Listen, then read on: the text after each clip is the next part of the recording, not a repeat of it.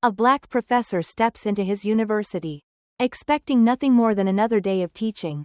But within minutes, everything changes. A department head, uncomfortable with his unfiltered discussions on race, calls him into an unexpected meeting.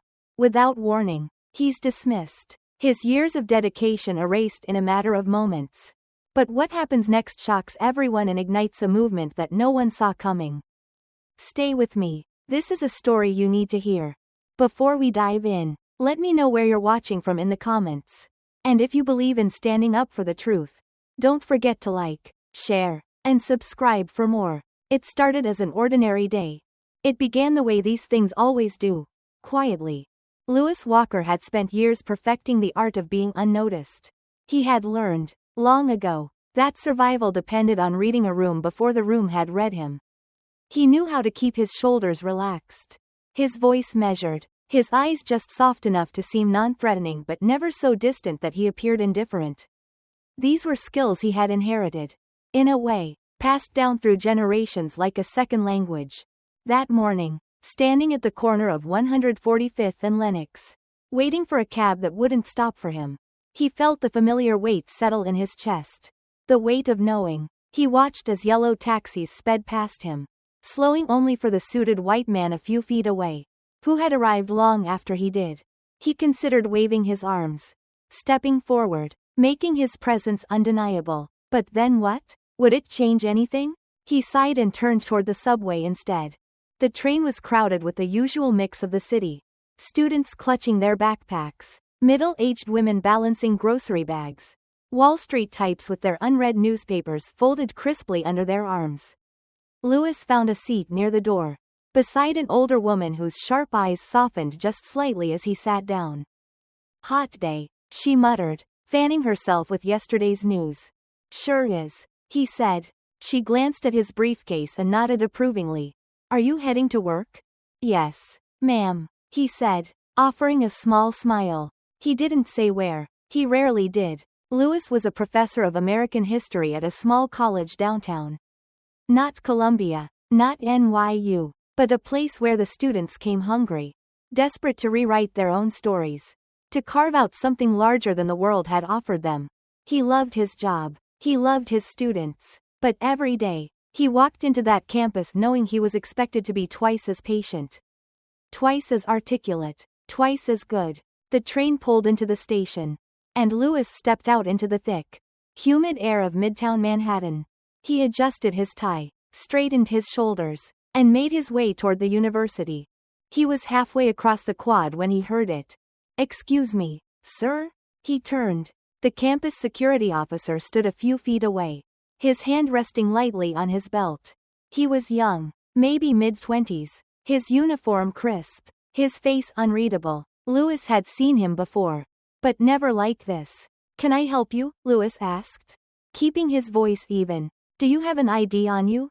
A pause. Not long, but long enough. Lewis reached into his pocket, pulled out his faculty badge, and handed it over. The officer glanced at it, then back at Lewis, scanning his face like he was looking for a flaw in the picture.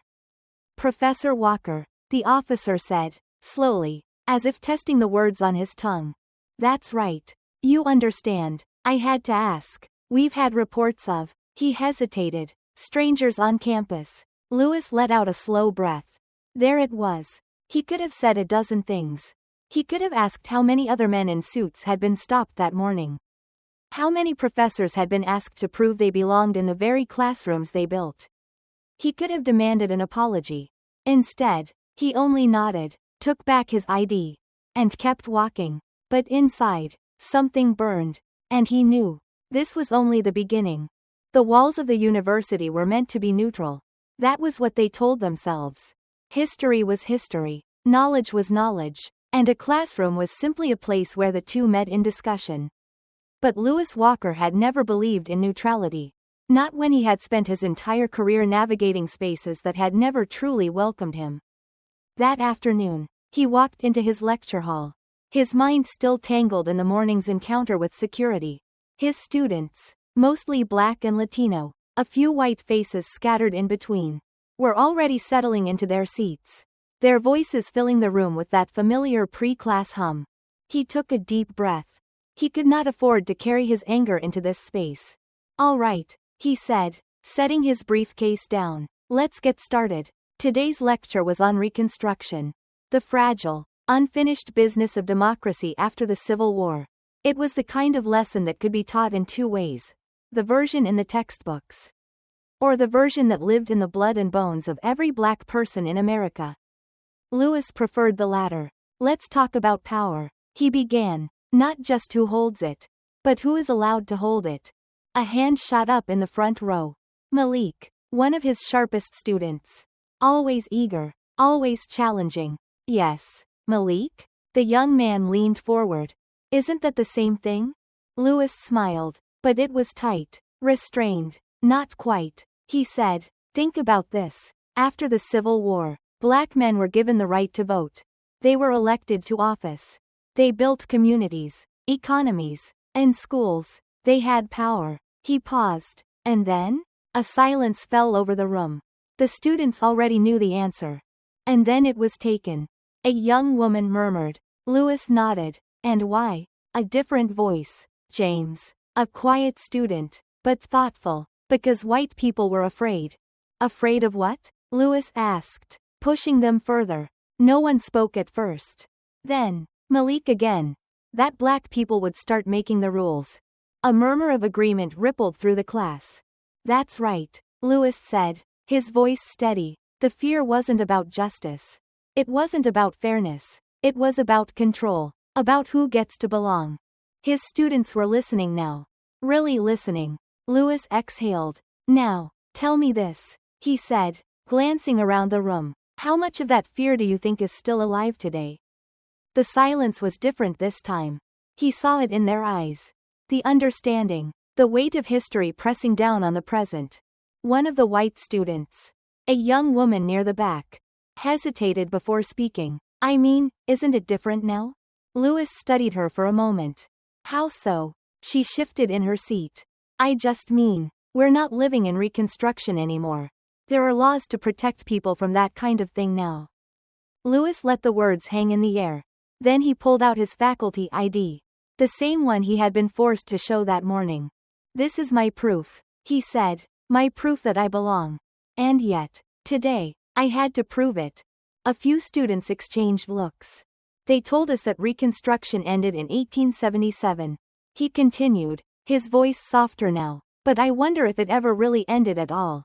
No one spoke. And for the first time all day, Lewis felt the weight shift. Just a little. Lewis Walker had spent a lifetime teaching his students how to see the world for what it was, rather than what it pretended to be. But knowing the truth was dangerous. It didn't make you free. It made you a target. That truth caught up with him later that evening. Long after the lecture hall had emptied and the halls of the university had settled into their usual nighttime silence. He was walking to his car when he saw them. Two campus police officers, standing near the faculty lot. Their bodies stiff with a readiness he had learned to recognize long before he ever stepped foot in a classroom. He didn't stop, didn't hesitate. He had done this before. "Evening," he said, his voice calm but firm. Already reaching for his ID. "Sir," one of them responded, stepping forward, his hand resting lightly, just lightly, on his holster. "We need to ask you a few questions." Lewis felt his pulse quicken. But his face remained unreadable. "About what?" The second officer, younger, less sure of himself, cleared his throat. "We got a report about a suspicious individual on campus." Lewis nodded, not because he believed them, but because he already knew where this was going. "And what did this individual look like?" The older officer hesitated, then said, "Tall, black, wearing a dark suit." Lewis let out a slow breath. He was tired in a way that had nothing to do with the day's work. He held up his faculty ID. "My name is Dr. Lewis Walker. I'm a tenured professor here. This is my car." He gestured toward the sedan parked a few feet away. "Now, do I look like the man you're looking for?" The younger officer shifted uncomfortably. He knew. But the older one, he wasn't ready to let it go. "Do you have any other form of identification?" Lewis almost laughed. Almost. Instead, He reached for his wallet. Keeping his movements deliberate, controlled, he pulled out his driver's license and handed it over. The officer studied it longer than necessary before handing it back. "All right," he said gruffly. "You're good to go." Lewis held his gaze for a moment. He wanted to say something. He wanted to ask why a black man, wearing a suit, walking toward his own car, on the campus where he taught, was enough to make someone call security. He wanted to ask if the officers had ever been asked to prove they belonged in the same way. He wanted to remind them that his ancestors had been here long before the university had been built. Long before their badge had meaning. But he already knew the answer. So he nodded once, took his ID back, and got into his car. As he pulled away, he saw the younger officer glance at his partner. Hesitation flickering across his face. Maybe that meant something. Maybe it didn't. Lewis kept driving. Because this was the cost of knowing. Lewis Walker had spent most of his life navigating a game whose rules were unwritten but deeply understood. Tonight, he was reminded that those rules never changed. The next morning, he arrived on campus earlier than usual. He liked the quiet before the students filled the halls. Liked the way the world felt just a little less sharp in those early hours. But when he reached his office, something was off. The door was ajar. He paused, took a breath. Then, he pushed it open. His bookshelves had been rifled through. Papers that had been stacked neatly the night before were now scattered across his desk. His chair, which he always left tucked under his desk, was slightly pulled out, like someone had been sitting there. Lewis stood in the doorway. His body still, his mind moving fast. Someone had been in his office. And they had wanted him to know it. A cold certainty settled over him as he stepped inside. He didn't bother checking for missing items. This wasn't about theft. This was about power. This was about reminding him that the rules of the game could shift at any moment. He picked up a few of the scattered papers, straightening them slowly, methodically. Then, he noticed something new. A single sheet of paper, placed carefully in the center of his desk. It was a formal letter from the university administration.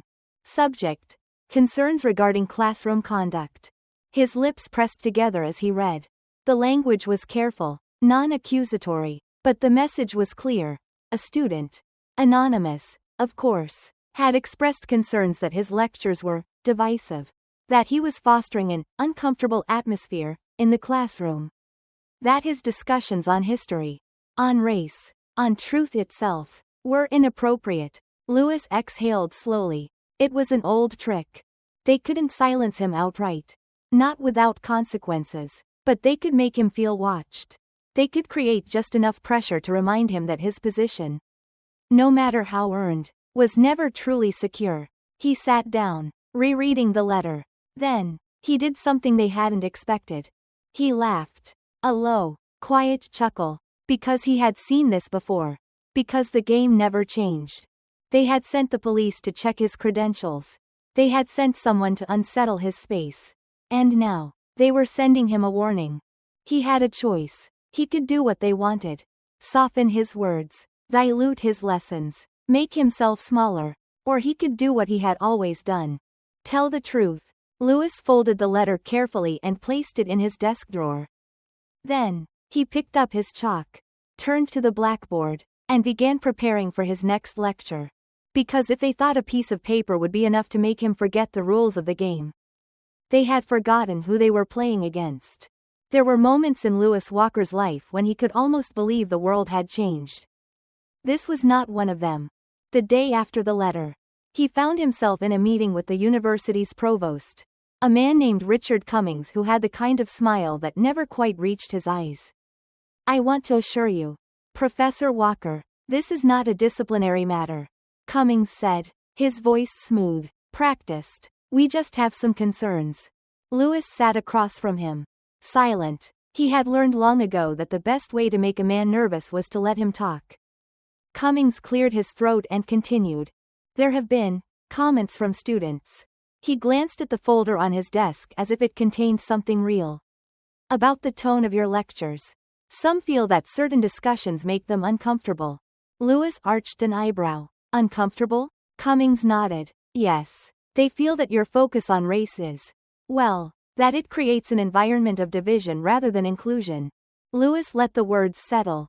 It was always like this. The problem was never the history itself. It was the fact that he told it plainly. That he didn't dress it up.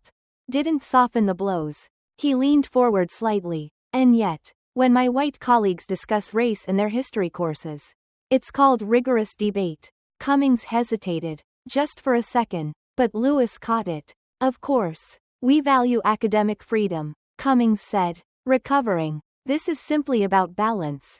Balance. Another old trick. The demand that black people make themselves palatable. That they walk the tightrope between truth and acceptability. Lewis tilted his head. You know what I find fascinating, Richard? No one ever asked James Baldwin to be balanced. Or Malcolm. Or King. And yet, somehow, they were still considered dangerous. A flicker of annoyance crossed Cummings's face. But he smiled as if they were having a friendly chat over coffee. I'm simply saying that we need to be mindful of all perspectives. And whose perspective is being threatened here? Lewis asked. The students of color who finally see their experiences reflected in history? Or the ones who don't want to be reminded of the past? Cummings sighed, setting down the folder. Lewis, quote, No, I understand, Lewis interrupted. You don't want a problem. And neither do I. Cummings looked relieved. Until Lewis continued. That's why I'll be recording my lectures moving forward. Cummings blinked. Excuse me? Lewis smiled. For transparency, of course. That way, if there are any concerns, we can all review exactly what was said. No misunderstandings. Cummings hesitated again, and Lewis saw it. The flicker of uncertainty, the calculation. Because this had never been about what was actually said. It had been about the idea of what he might say. The power of his presence alone. I think that's unnecessary, Cummings said carefully. Lewis stood. Then I guess we have nothing to worry about. He didn't wait for a response. He turned and walked out of the office, letting the door close behind him. He could feel the tightrope beneath his feet. As thin as ever. But if they thought he was going to fall, they had another thing coming. The letter came a week later. It was placed neatly in Lewis Walker's faculty mailbox. A white envelope with the university's seal. As if it were some kind of honor. He already knew what it was before he opened it. Professor Walker, we have received additional concerns regarding the content of your lectures. Given the need to maintain a positive learning environment, we request a formal review of your teaching methods. Please schedule a meeting at your earliest convenience.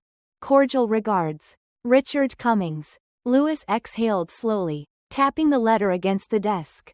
The language was soft, professional, and almost polite, but the meaning was clear. Be careful. You're being watched. The university had its unwritten rules. The first was that a black professor could teach about race, but only at a safe distance. They could talk about history, but not its consequences. They could analyze oppression, but only in abstract terms. They could discuss injustice, but not suggest that it still lived in the air around them. Lewis had broken that rule, and he knew it. Later that day, he found himself at the coffee shop near campus, stirring sugar into a cup he didn't really want. He was tired, not just physically, but in the kind of way that settled into a man's bones. Across from him, his colleague, Daniel Whitaker, sat watching him carefully. They're coming for you, you know, Daniel said, his voice low. Lewis smirked. They've been coming for me. This is just them making it official. Daniel sighed, rubbing a hand over his face. He was a good man. White, older, a historian like Lewis, but the difference between them was as clear as the sky outside. Daniel could teach the same history without anyone questioning his methods, without anyone calling it an attack. I've been at this university for 20 years. Lewis, Daniel said, I've seen how this goes. They don't fire you outright. They just make it impossible for you to stay. Lewis nodded. He knew the game. First came the warnings, then the scrutiny, then, suddenly, his name wouldn't be considered for grants. Students would be encouraged to take other courses. His contract would become a conversation. Daniel leaned in. I read the student complaints. Lewis raised an eyebrow. Daniel hesitated. Then, they're not from students. Lewis frowned. What? Daniel glanced around. lowering his voice further. I pulled some strings and got a look at them. The letters are written in the same style. The same language. They're not real complaints. Lewis. Someone at the top is orchestrating this. Lewis let that settle. It wasn't surprising. It never was. This is about power. Daniel continued. You have a presence that makes people uncomfortable. And some of them don't want students thinking too hard about the truth. Lewis stirred his coffee again, watching the liquid swirl. You could fight this, Daniel said, or you could walk away on your own terms. A heavy silence settled between them. Lewis thought about his father. A man who had worked his whole life only to be thanked with a layoff slip. Thought about his mother, who had told him long ago. The world doesn't hate you for what you do, baby. It hates you for what you are. Walking away isn't an option. Lewis finally said. Daniel studied him for a moment. Then nodded. All right, he said. Then you'd better be ready. Lewis exhaled slowly. He had been ready his whole life. The meeting was scheduled for noon. But Lewis arrived early. He had learned long ago that when people were planning your demise, it was best to watch them prepare the gallows. The administration building was quiet. Almost too quiet. As if the walls knew what was about to happen. Lewis walked down the long hall, past framed portraits of men who had never imagined a black professor standing in these halls. He wondered how many of them had owned men like him. He reached the conference room and pushed open the heavy wooden door. Inside, Richard Cummings sat at the far end of the table, his fingers steepled as if he were a judge preparing to hear a case. Two other faculty members flanked him, one from the history department, another from student affairs. A legal consultant sat off to the side, her presence subtle but unmistakable. Lewis took his seat and placed his hands on the table. He had been in rooms like this before. Professor Walker, Cummings began, his tone even, professional. I appreciate you taking the time to meet with us. Lewis said nothing. Cummings cleared his throat. As you know, we've received a number of concerns about your course material. Quote. Concerns, Lewis repeated, his voice smooth. From whom, exactly? Cummings shifted slightly in his chair. From students. Students, or unseen forces acting in their name? A flicker of something crossed Cummings' face. But he recovered quickly. We have reports, Cummings continued, that your lectures have become, shall we say, overly political. Lewis chuckled. History is political. Or did someone rewrite it while I wasn't looking? The woman from Student Affairs leaned forward. Professor Walker, we're here to ensure that all students feel comfortable in the classroom.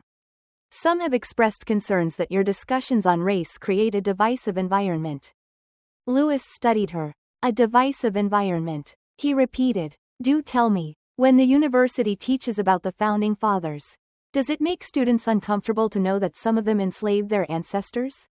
Or is it only divisive when the man at the podium is the descendant of those slaves? Silence. Cummings cleared his throat again. This isn't about silencing you. Quote. Of course it is. Lewis interrupted, his voice still calm. And we both know it. More silence. Lewis let the moment stretch. Then he said, do you remember last year, when a professor compared the civil rights movement to a minor ideological dispute, and no one batted an eye? Or the year before, when another professor dismissed police brutality as media sensationalism, and still got tenure? Cummings shifted again. But here I am, Lewis continued, being asked to defend why I dare to teach history as it actually happened. The woman from Student Affairs opened her mouth. But Lewis held up a hand. Let's not waste time pretending this is about professionalism. He said, this is about power. And the fact that some people are uncomfortable seeing someone like me in a position to shape young minds. Cummings exhaled, then leaned forward. Professor Walker, let me be blunt. The university is under pressure from donors, alumni. These things, he gestured vaguely, affect funding, reputation. Lewis smiled. There it was. You see, Lewis said, tapping a finger on the table. You almost had me believing this was about education. But it's just about money. As it always is. Another silence. Then Cummings straightened. We're offering you a severance package, he said. 6 months' pay, benefits, a smooth transition. Lewis laughed. Actually laughed. You want me gone that badly? We believe it's best for everyone, Cummings said. Lewis leaned back. Best for whom? No one answered. He let his eyes roam over the faces in the room. These were the same men who had shaken his hand when he first arrived. The same men who had told him how much the university valued diversity. Now here they were, shuffling him toward the exit like an inconvenient truth. You think they'll go quietly? Lewis said finally. That I'll take your money and disappear. Cummings hesitated. We think it's a reasonable offer. Lewis stood. You don't get to decide what's reasonable, he said. Not anymore. And with that, he walked out. Not because he was defeated, but because the battle was just beginning. The news spread faster than Lewis expected. By the time he stepped off campus, the whispers had already become headlines. Black professor dismissed after controversial lessons on race. Some outlets tried to be neutral, but the bias was clear in their phrasing. The real story wasn't in the words they used. It was in the ones they avoided. Lewis had spent years watching language twist itself into something unrecognizable. Concerns about curriculum was code for refusing to make white students comfortable. Creating a divisive environment was another way of saying he told the truth. And some people didn't like it. By the time he reached his apartment, his phone was buzzing with calls. Some were from colleagues offering quiet support. The same ones who had avoided eye contact in department meetings. Others were from journalists, hungry for a story. And then there were the threats. Lewis was no stranger to those. Professor Walker. He turned. A group of students stood at the bottom of his stoop. Their faces a mix of anger and determination. We heard what happened. Lewis nodded. We're not letting them get away with this. One of them, Maya, a history major, said. We're organizing a sit-in. And we want you to speak. Lewis studied them. He saw the same fire in their eyes that had once burned in his. Decades ago, when he was their age, he had sat where they sat, stood where they stood. The same fight, the same battle, the same weight pressing down on black bodies and black voices, trying to make them small. Somewhere, deep inside, he had hoped things had changed. Now he knew better. You sure you're ready for what comes next? He asked them. We're ready, Maya said. He nodded once. Then let's get to work. The protest started small, but like all things fueled by injustice, it grew. Students filled the quad, holding signs with messages too simple to be debated but too bold to be ignored. Truth is not a threat. Education is not a privilege. Black history is American history. Reporters lined the sidewalk, cameras rolling as Lewis stepped forward. He didn't bring notes. He didn't need them. I was told I made people uncomfortable. He began, his voice carrying through the crowd. And I suppose that's true. Because history, real history, was never meant to make you comfortable. It was meant to make you see. A murmur of agreement swept through the crowd. They said I was too political. But the act of telling the truth is political when the truth is inconvenient. They said I was divisive. But what is more divisive than erasing an entire people from the story of this nation? Cheers erupted. Lewis took a breath. Let it settle. This is not new. He continued. They have always tried to silence us. They have always tried to erase what they do not want to confront. But here's the thing about truth. It doesn't disappear just because you refuse to look at it.